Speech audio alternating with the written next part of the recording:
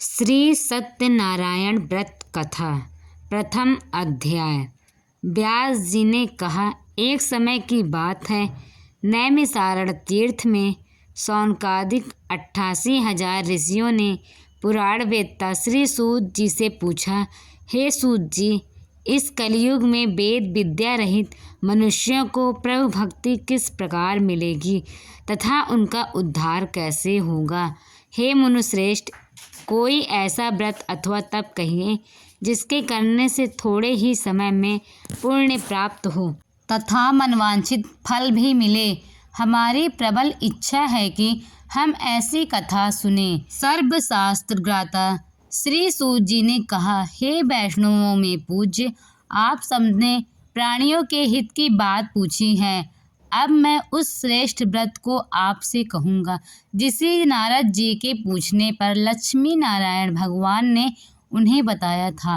कथा इस प्रकार है, आप सब सुने। एक समय देवर्षि नारद दूसरों के हित की इच्छा से सभी लोगों में घूमते हुए मृत्यु लोक में आ पहुँचे। यहाँ अनेक योनियों में जन्मे प्रायः सभी मनुष्यों को अपने कर्मों के अनुसार कई दुखों से पीड़ित देखकर उन्होंने विचार किया कि किस यत्न के करने से प्राणियों के दुखों का नाश होगा। ऐसा मन में विचार कर नारद जी विष्णु लोक गए। वहाँ श्वेत वर्ण और 4 भुजाओं वाले देवों के ईश नारायण को, जिनके हाथों में शंख चक्र गदा और पद्म थे तथा वरमाला पहने हुए थे, देखकर स्तुति करने लगे। नारद जी ने कहा, हे भगवान, आप अत्यंत शक्ति से संपन्न हैं। मन तथा वाणी भी आपको नहीं पा सकती।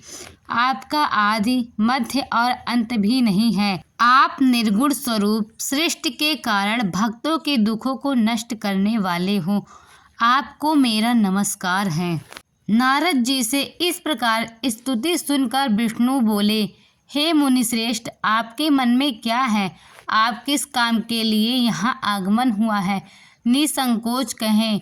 तब नारद मुनि ने कहा, मृत्युलोक में सब मनुष्य जो अनेक योनियों में पैदा हुए हैं, अपने अपने कर्मों के द्वारा अनेक प्रकार के दुखों से पीड़ित हैं। हे नाथ, यदि आप मुझ पर दया रखते हैं तो बताइए, उन मनुष्य के सब दुख थोड़े से ही प्रयत्न से कैसे दूर हो सकता है। विष्णु भगवान ने कहा, हे नारद, मनुष्यों की भलाई के लिए तुमने यह बहुत अच्छा प्रश्न किया है। जिस व्रत के करने से मनुष्य मोह छूट जाता है, वह व्रत मैं तुमसे कहना चाहता हूँ। बहुत पुण्य देने वाला, स्वर्ग तथा मृत्यु दोनों में दुर्लभ एक उत्तम व्रत है, जो आज मैं प्रेम वश होकर तुमसे कहता हूँ। श्री सत्यनारायण भगवान का यह व्रत विधि विधान पूर्वक संपन्न करके मनुष्य इस धरती पर सुख भोग कर मरने पर मोक्ष को प्राप्त होता है।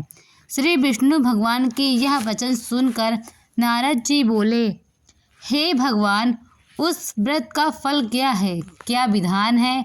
इससे पहले यह व्रत किसने किया था और किस दिन यह व्रत करना चाहिए? कृपया मुझे विस्तार से बताएं।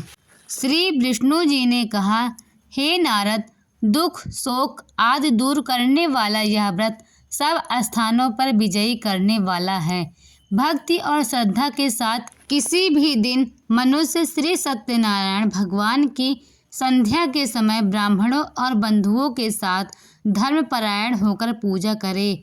भक्ति भाव से नैवेद्य, केले का फल, शहद, घी, शक्कर अथवा गुड़, दूध और गेहूं का आटा सवाया लें। इन सबको भक्ति भाव से भगवान को अर्पण करें। बंधु बांधवों सहित ब्राह्मणों को भोजन कराएं। रात्रि में नृत्य आदि का आयोजन कर श्री सत्यनारायण भगवान का स्मरण करते हुए समय व्यतीत करें।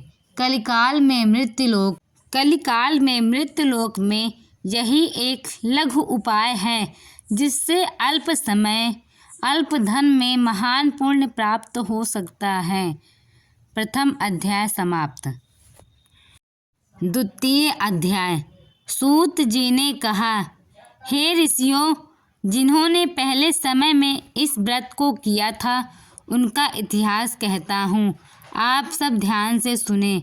सुंदर काशीपुरी नगरी में एक अत्यंत निर्धन ब्राह्मण रहता था। वह ब्राह्मण भूख और प्यास से बेचैन होकर पृथ्वी पर घूमता रहता था। ब्राह्मणों से प्रेम करने वाले श्री विष्णु भगवान ने ब्राह्मण को देखकर एक दिन बूढ़े ब्राह्मण का रूप धारण कर निर्धन ब्राह्मण के पास जाकर आदर से पूछा, हे विप्र, तुम नित्य ही दुखी होकर पृथ्वी पर क्यों घूमते हो? हे श्रेष्ठ ब्राह्मण, यह सब तुम मुझसे कहो, मैं सुनना चाहता हूँ। दरिद्र ब्राह्मण ने कहा, मैं निर्धन ब्राह्मण हूँ, भिक्षा के लिए पृथ्वी पर फिरता हूँ। हे भगवान, यदि आप इससे छुटकारा पाने में कोई उपाय जानते हो तो कृपा करके मुझे बताएं। वृद्ध ब्राह्मण का रूप धारण किए हुए भगवान विष्णु ने कहा, हे ब्राह्मण, श्री सत्यनारायण भगवान मनवांछित फल देने वाले हैं, इसलिए तुम उनका पूजन करो। इससे मनुष्य सब दुखों से मुक्त हो जाता है। दरिद्र ब्राह्मण को सारा व्रत विधान बताकर भगवान विष्णु अंतर्ध्यान हो गए। जिस व्रत को वृद्ध ब्राह्मण ने बताया, मैं उसको अवश्य करूँगा, यह निश्चय कर वह ब्राह्मण घर चला गया। परंतु उस रात्रि उस ब्राह्मण को नींद नहीं आई। अगले दिन वह जल्दी उठा और श्री सत्यनारायण भगवान का व्रत करने का निश्चय कर भिक्षा मांगने के लिए चल दिया। उस दिन उसको भिक्षा में बहुत धन मिला, जिससे उसने पूजा का सामान खरीदा और घर आकर बंधु बांधवों के साथ भगवान सत्यनारायण का व्रत किया। इसके करने से वह दरिद्र ब्राह्मण सब दुखों से छूटकर अनेक प्रकार की संपत्तियों से युक्त हो गया। तभी से वह विप्र हर मास यह व्रत करने लगा।